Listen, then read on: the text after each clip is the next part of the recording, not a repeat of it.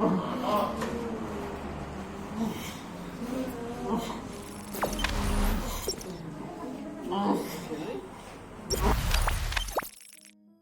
news, terjadi ledakan di sumur bor PLTP Dieng, sejumlah orang terluka.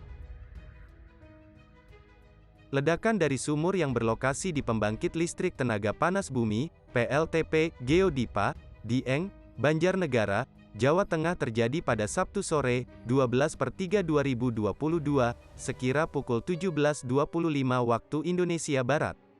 Informasi yang dihimpun Tribun News menyebutkan, akibat kejadian ini puluhan karyawan dilarikan ke rumah sakit diduga karena mengalami keracunan. Dalam pesan yang diterima juga tertulis dampak dari kejadian ledakan sumur yang berlokasi di PT Geodipa Dieng mengakibatkan 1 orang meninggal dunia dan 6 orang mengalami luka-luka.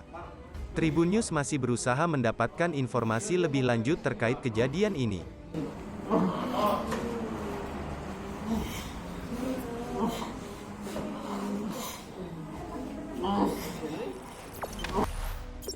Jangan lupa subscribe, share, komen, dan like ya.